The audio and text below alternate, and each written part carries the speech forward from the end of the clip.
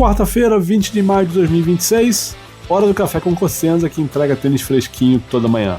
E hoje eu falo sobre os brasileiros no quali de Roland Garros, falo sobre Carlos Alcaraz, que desistiu de Wimbledon, dou uma pincelada ali em Hamburgo e Genebra, que tem ATPs rolando, e depois respondo, evidentemente, as perguntas dos apoiadores. Tem pergunta sobre Dimitrov, tem pergunta sobre o Wimbledon, e tem pergunta sobre o New Balls, Please, com Fernando Meligeni e Fernando Nardini. Vamos começar, óbvio, pelos brasileiros. Gustavo Eid jogou cedinho contra o francês Dan Aded, 230 do mundo, e ganhou de forma imponente, 6-3, 6-0, ganhou 9 games seguidos, né, do 3-3 do primeiro set. A partir disso ele não perdeu mais nada. É difícil criticar alguma coisa. Se tem um ponto que dá para fazer uma pequena observação, é que ele não sacou tão bem, ele teve 49% de primeiro serviço. Em compensação, ele ganhou 85% dos pontos quando o saque entrou. Mas mais interessante, ou tão interessante quanto essa vitória do Eid, foi o fato de que o Dusan Lajovic, que era o cabeça 20, tenista super experiente, competente, e jogaria contra o Eid na segunda rodada do quali, ele acabou derrotado pelo austríaco Yuri Rodionov, que é 158 do mundo, por 6-2 e 7-5. Rodionov vinha de 3 derrotas seguidas, perdeu 4 dos últimos 5 jogos, mas tá aí agora. Eu acho que é um bom resultado pro Eid. O Lajovic é um cara mais experiente e jogando bem seria um adversário bem duro. Acho que com o Rodionov o Eid não tem esse fator da experiência, do currículo do adversário. Eu gosto. Acho que as chances do Eid furar esse quali aumentam consideravelmente. Na quadra 7, o Thiago Wilde venceu bem o taiwanês Xu Yu Shou, 213 do mundo, fez 6-1, 6-3. O primeiro set teve um segundo game super longo, o Thiago saca em 40-15, não consegue fechar, cede breakpoint, perde game point, mas se salva, confirma o saque, quebra o show no game seguinte, abre 3-0 e aí deslancha. O segundo set ele vai mais equilibrado, mas não tem nenhum breakpoint cedido pelo Thiago Wilde. Ele quebra para fazer 4-2 e depois disso só perde 2 pontos no saque. Ótimo que tenha sido uma vitória sem sustos. Agora, o adversário mais forte no papel, na chave dele no quali, vem agora nessa segunda rodada, que é o Emílio Nava, cabeça 3 do quali, 97 do mundo, é um top 100, um cara que jogou bastante no Saibro esse ano, foi vice no Challenger de Oeiras na semana passada, vem numa boa sequência, ganhou um jogo duro contra o Bull Young Chao Ket em 2 tiebreaks, e a quinta série vai dizer que o Bull deu um susto no Nava. Haha, engraçadão. Mas enfim, o Nava é favorito contra o Thiago Wilde, pelo menos no papel. Vamos ver na prática como é que as coisas se desenrolam. Então o Brasil teve 4 tenistas estreando na chave masculina, os 4 venceram e os 4 entram em quadra hoje na segunda rodada. Na chave feminina, a Laura Pigossi entrou na quadra 8 e perdeu da americana Claire Lu. Foi duro, né? Foi 6-1 e 6-1. Eu já tinha falado ontem que a Lu vinha de um título de uns 75 mil na Eslováquia, no Saibro, que ela era favorita, mas também não esperava essa diferença toda. Nada que a Laura fez incomodou a americana consistentemente. A Lu jantou o saque da Laura, foi mais agressiva, foi à rede com frequência, não deixou a Laura impor aqueles rallies de bolas altas que ela consegue de vez em quando para cozinhar partidas.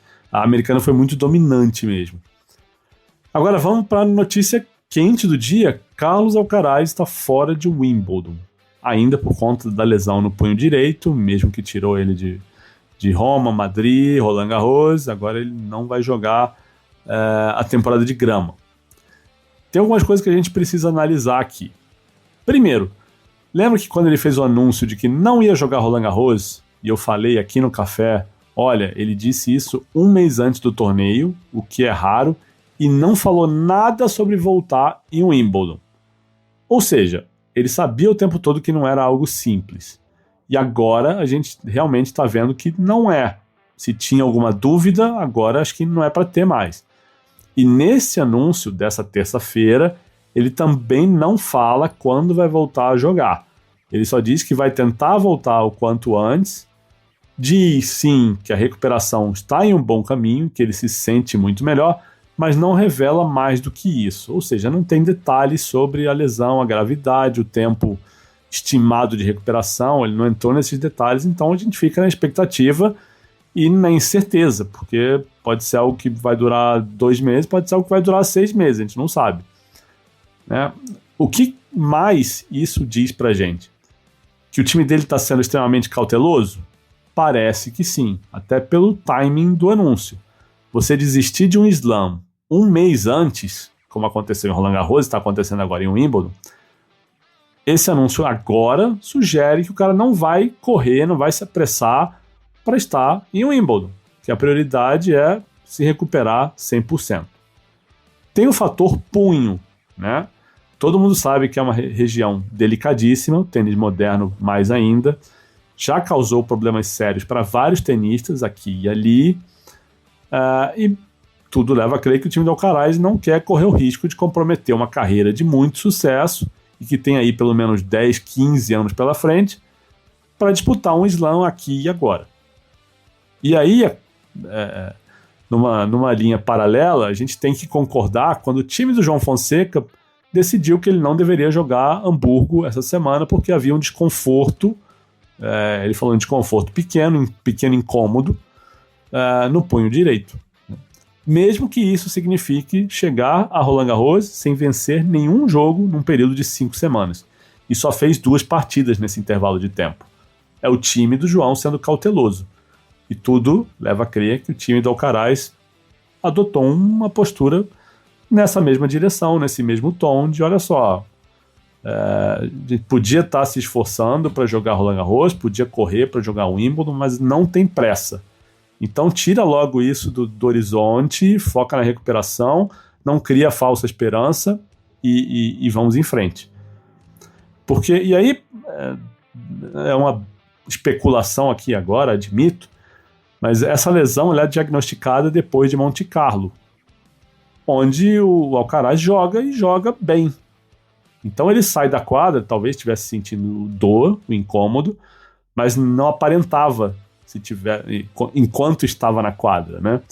E aí a gente pode dizer, putz, se ele quisesse jogar no sacrifício, ele conseguiria na semana seguinte, conseguiria Roma, Madrid, Roland Garros? Talvez conseguisse, né? Correndo um risco enorme de agravar e piorar e comprometer o resto da carreira. Então a gente acredita agora que a equipe está trabalhando para que ele se recupere sem pensar em deadlines, em prazos e, olha, tem que jogar isso, tem que jogar aquilo. Não, tem que recuperar e ponto. E, minha opinião, parece ser o caminho correto e eu falaria isso para qualquer tenista, não só para o Alcaraz, né? Porque ele está ganhando tudo e joga no nível que joga. Consequências. O circuito como é que fica? Caminho livre para o Sinner ganhar o Wimbledon também? Bom, o Wimbledon é outra história, falta um tempo, né? Ele não ganhou nem Roland Garros ainda, mas sim, é um caminho menos complicado. E mais do que pensar no Sinner, eu penso no Djokovic, que está aí nessa reta final de carreira, vai completar 39 anos agora, daqui a 2 dias, se eu não me engano, tentando o 25º título de slam em simples da carreira. Acho que é o caso para ele abrir bem os olhos e olhar para Londres também como uma chance ainda maior do que a que ele tem em Roland Garros de conquistar esse 25º. Eu falei isso de Roland Garros quando o Alcaraz desistiu. O Djokovic teria uma chance rara ali de não precisar derrotar Alcaraz e Sinner no mesmo torneio. Só que em Wimbledon, com pontos mais curtos, parece justo acreditar que o Nole tem mais chances lá. E olha, vendo essa situação agora, é óbvio que a gente não sabe, não tem informação sobre isso, mas se o Nole não estiver 100% no fim dessa semana, quando o Roland Garros for começar, de repente seria o caso até de pensar e sacrificar Roland Garros para tentar chegar voando, né, na ponta dos cascos em Wimbledon. Não parece que isso vai acontecer, mas seria perfeitamente compreensível se o Djokovic de hoje, com 39, tomasse essa decisão depois de saber que o Alcaraz não vai estar em Wimbledon. Aliás, falando em lesões, Roland Garros já não tem Alcaraz, já não tem Musetti, o Taylor Fritz está baleado, está voltando essa semana, e pipocaram os relatos em redes sociais de que nos últimos dias o Zverev continuava sentindo incômodo nas costas, que ele já sentia na final de Madrid, Então pode ser mais um nome de peso, né? Hoje ele é acima, eu não falei agora, o Arthur Fils, eu não falei agora, mas também desistiu de torneio por causa de uma questão no quadril, disse que não era grave, mas enfim, a ideia era voltar 100%, estar 100% em Roland Garros, a gente não sabe se vai estar ou não, mas o Zverev pode ser mais um nome aí de peso a estrear em Paris, não estando no seu melhor momento fisicamente falando. Mas, voltando ao começo desse raciocínio aqui, sim, é uma chance enorme para o Sinner entrar como favoritaço em Wimbledon também e tentar manter seu título na grama, já que ele foi campeão lá no passado. Enquanto isso, teve jogo em Hamburgo e em Genebra e alguns jogos interessantes. O Casper Ruud, curiosamente, está em Genebra, jogou depois do vice em Roma e ganhou do Brooksby, jogando bem, inclusive. Falei isso aqui outro dia, né? Eu achava que ele não ia para Genebra, mas de repente pesou o fato dele ter desistido de última hora lá no ano passado. Ficaria chato fazer isso 2 anos seguidos, não sei como é o contrato que eles têm. Mas enfim, o Ruud está lá, está jogando e vai chegar a Roland Garros vindo de 2 semanas seguidas de torneio. 3, né? Essa chave de Genebra ainda tem o Taylor Fritz, como eu falei agora, voltando. Tem o Cameron Norrie, tem o Lerner Tien, que vai pegar o Tsitsipas. Tem o Bublik, tem o Stan Wawrinka, que ganhou do Brancaccio na estreia. Vai pegar o Mikkelsen nas oitavas. Então tá uma chave legal, tem jogos interessantes. E em Hamburgo, o Ben Shelton perdeu mais uma. Depois de ganhar, ele foi campeão em Munique. Ele não fez mais quase nada. Ele perdeu na estreia em Madrid, perdeu na estreia em Roma. Ganhou a primeira rodada dele do Giron, em Hamburgo. E perdeu agora nessa terça para o Altmaier. Vai chegar a Roland Garros vindo de 3 derrotas em 4 jogos. Quem também perdeu no torneio alemão foi o Coppoli, que caiu diante do Busse. Olha o Busse aí aprontando mais uma. Vai pegar o Menchik agora, só pedreira. É outra chave boa essa de Hamburgo, né? Hoje ele é acima de cabeça 1, Deminau é de cabeça 3, tentando sair da draga. Tem Khachanov, tem Darderi, tem Tommy Paul, tem Francis Tiafoe. Vai ser uma semana de bons jogos nesses 2 torneios aí. Bom, bora ver agora o que tem no quali de Roland Garros, porque os 4 brasileiros estão em quadra hoje, na quadra 3. Lembrando que a programação começa às 10 horas da manhã em Paris, 5 horas da manhã em Brasília. Na quadra 3, o Gustavo Eide faz o terceiro jogo do dia contra o Rodionov. Na quadra 5, o Boscardin pega o Galarneau, é o segundo jogo da programação. Logo em seguida, depois desse jogo, na mesma quadra 5, tem João Reis contra o Vilius Galbas. E o Thiago Wilde faz o quarto jogo da quadra 9 contra o Emílio Nava. Tem outros jogos legais que vale a pena dar uma zapiada. Quali de Slam sempre tem caras que, né, foram de chave principal, ganharam jogos, fizeram coisas relevantes. O Goffin faz o segundo jogo da Lenglen. A Sloane Stevens faz o segundo jogo da quadra 14. E nessa mesma quadra depois tem a Andreescu. E a Carolina Pliskova está no terceiro jogo da quadra 7. Nomes grandes aí, né? Tem 2 campeãs de Slam e uma número 1 do mundo. Quali de Slam é sempre legal, assim, quem tiver a oportunidade de ver, tá passando no Disney Plus, não sei se tá só no pacote premium, eu acho que tá, mas tem todas as quadras lá, apesar da plataforma ser a desgraça que é. Bom, vamos para as perguntas dos apoiadores para terminar. A primeira é da Nath, ela escreve assim: o Dimitrov tá jogando quali de Roland Garros, na verdade estava porque ele perdeu do Jaime Faria na primeira rodada, perdeu no tie-break do terceiro set, 10-6. E ela escreve assim: fiquei curiosa sobre o retorno dele pós-lesão e sobre o uso do ranking protegido. Ele não poderia usar esse ranking para entrar na chave principal? Eu não sei, quer dizer, agora eu sei, eu não sabia quando você fez essa pergunta, Nath. Mas o ranking protegido, o tenista tem que estar pelo menos 6 meses fora para poder usar. E aí depois tem um limite, número de torneios que você pode usar e tal. Só que o que acontece? Eu até respondi isso lá no grupo do Telegram, quando você mandou a pergunta. Ele não passou esses 6 meses sem jogar. Esse é o grande dilema, né? Ele tem uma lesão em Wimbledon, aquela do jogo contra o Sinner, famosa, que foi em junho do ano passado. Só que ele volta em outubro. Ele joga o Masters de Paris, abandona na segunda rodada, WO na verdade, e volta em janeiro. Ou seja, ele fica de junho a outubro, que são aí 4 meses, e depois de outubro a janeiro, 3 meses, não dá nem 3 meses, 2 meses e pouquinho. E de janeiro para cá ele vem jogando consistentemente. Né? Ele só não está ganhando o jogo, porque ele perde oitavas em Brisbane, estreia na Austrália, estreia em Dallas, estreia em Acapulco, segunda rodada em Indian Wells, estreia em Miami, estreia em Monte Carlo, estreia em Madrid, estreia em Aix-en-Provence e estreia em Bordeaux. Ou seja, está perdendo muito, né? São 6 derrotas seguidas. Aí teve uma vitória em Indian Wells e antes disso foram 4 derrotas. Então a fase do Dimitrov está muito ruim. Mas o ponto aqui é que ele não teve esses 6 meses sem jogar. Então ele não teve ranking protegido em momento nenhum. Pelo menos não que eu me lembre. Tá? Então essa é a resposta para a sua pergunta. O Lucas Parra mandou 2 perguntas aqui. Quais implicações podemos ter para o Wimbledon com o Djokovic e o Sinner, tendo em mente a desistência do Alcaraz? Acho que eu já falei isso. E a segunda pergunta do Lucas foi a seguinte: caso o Alcaraz não tenha tempo de jogar o US Open, faz sentido voltar apenas no ano que vem? Cara, eu acho que faz sentido voltar quando ele estiver bem. E aí o timing, que torneio, acho que não faz diferença nenhuma, sabe? Acho que recuperado e treinando, joga quando ele achar que tem que jogar. Não acho que ele... Assim, a gente está falando de um time que está anunciando desistências de slam com um mês de antecedência. É um time que não está preocupado em calendário, em jogar esse ou aquele torneio para recuperar o tenista. Então, se tiver 100% recuperado em outubro, vai lá, joga Paris, não sei nem se ele vai estar classificado para o Finals, mas joga o Finals. Ou joga Xangai, o que seja, sabe? Mas eu acho que depende, pelo menos a impressão que passa é que o time dele vai decidir essa volta baseado só na recuperação. Então, se ele não estiver bem para agosto, ele não vai jogar o US Open. Mas se estiver bem para setembro, outubro, jogaria Paris e Xangai. Eu acho que eles fariam isso, sabe? Eu não acho que esticariam esse período de férias depois de estar sem jogar. Férias entre aspas, né, gente? Pelo amor de Deus. Mas eu acho que eles não esticariam essa ausência só porque não tem mais slam para jogar na temporada. Mas é meu achismo, tá? Até porque a gente tá falando de uma ausência, de uma paralisação muito longa.